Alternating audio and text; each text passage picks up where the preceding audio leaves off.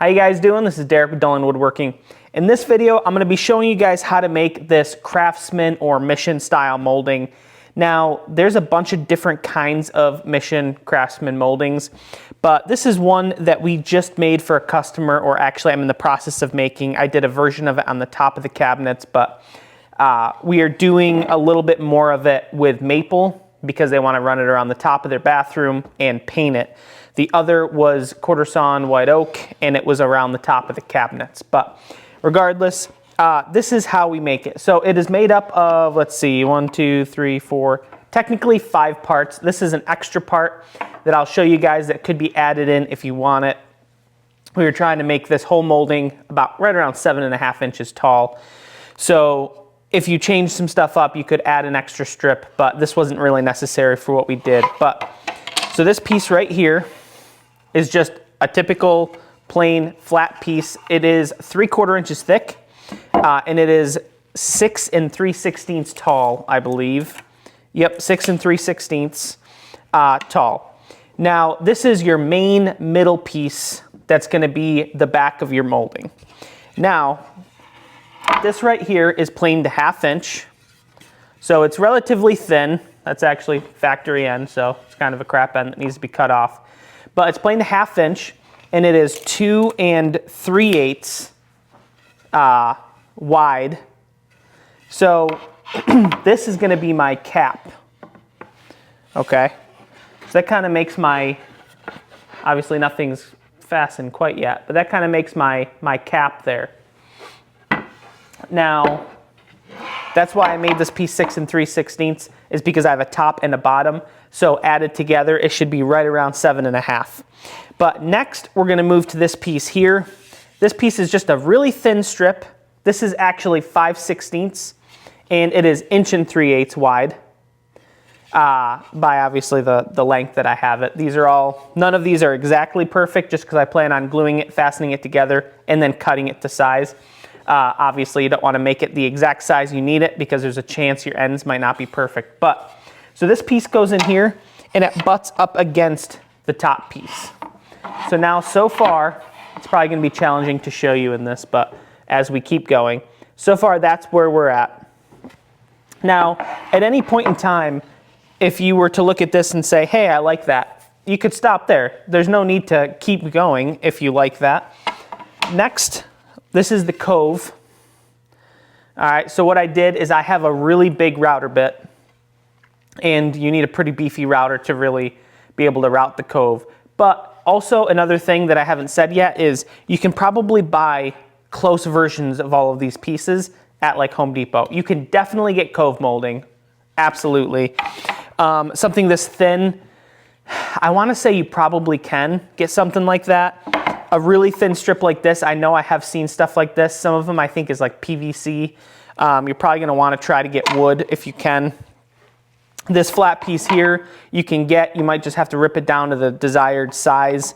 And then this piece we'll touch on in a minute, but you might have to do a little bit to that. But so take the cove and put the cove in there. And then now, this is where we're at here, if I can show you that.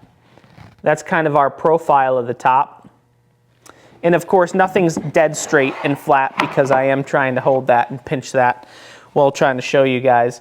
But the cove is kind of what I based a lot of this over after, because I wanted my gap here to look a certain way, and I wanted my gap on the top here to look a certain way. So whatever my cove was, I kind of gauged what the piece under and the piece on top was off of that. I'm all dusty now. But then we have this piece here, which is our bottom band, I call it. And now it's really just a, I want to say it was 1.5 inches. Yep, 1.5 inches. This is by 13/16.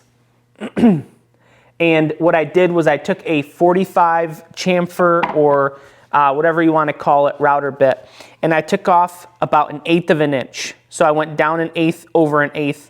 Well, you only need to measure one way because once you're one way, it's going to be the same the other. And then I routed those corners off. And so it gave it a nice little profile there. And so added that to the bottom. The piece is slightly bowed. It'll be fine once we fasten it all together. Let me see if this is going to be possible to show you.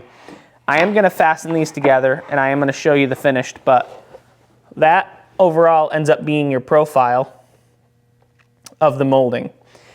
And the last strip I definitely won't be able to show you by lifting it up, but this is essentially the same as this, kind of, it's just the top part of it. It's just a lot thinner, and this is 1/2 inch, I believe. Yes, it is 1/2 inch. And then what you could do if you wanted is add an extra strip in here, or not run this bottom band at all and just run this maybe up like 3/4 of an inch, something like that. It kind of gives you a similar look. Now you can run this molding around the top of your house, around your ceiling. You can put this molding in pieces like this over your doorways. There's just plenty of areas where you can use this molding, but this was the molding that I just most recently am using. I'm gonna be building a bunch of it, so I will show you guys some of that footage, and then also we'll show you the finished product once we're done.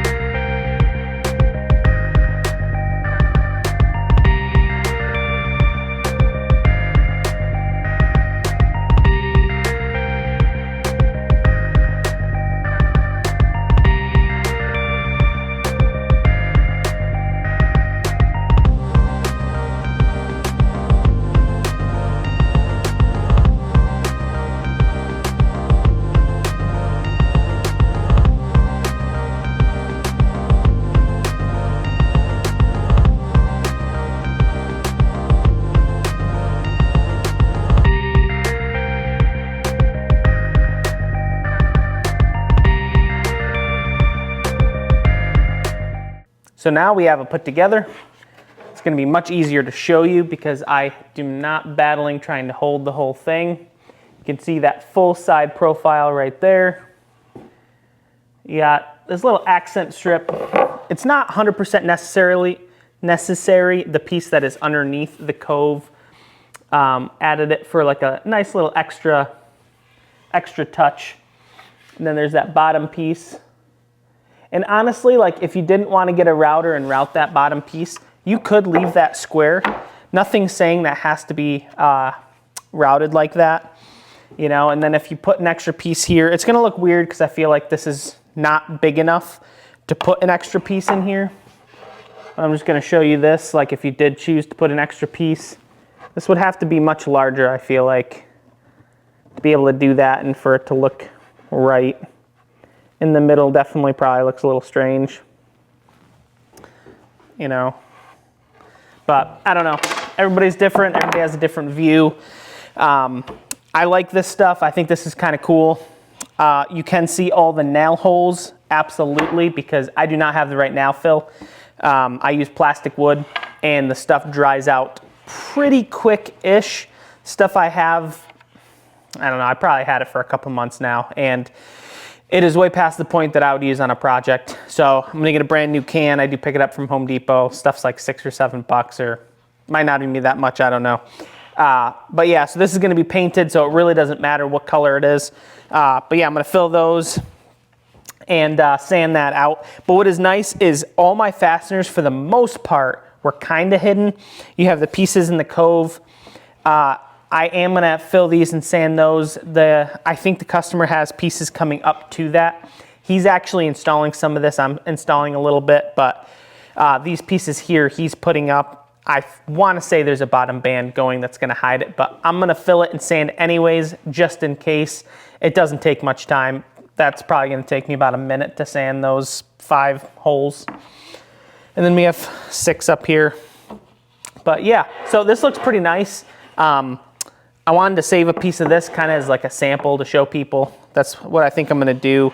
And I think I'm gonna save a piece and make it out of quarter sawn white oak too. So it kind of shows a little different coloring and types of wood with that too. But yeah, let me know what you think about this trim. If this is something that you think you're gonna make or you have made in the past, or if you've done a variation of it, let me know.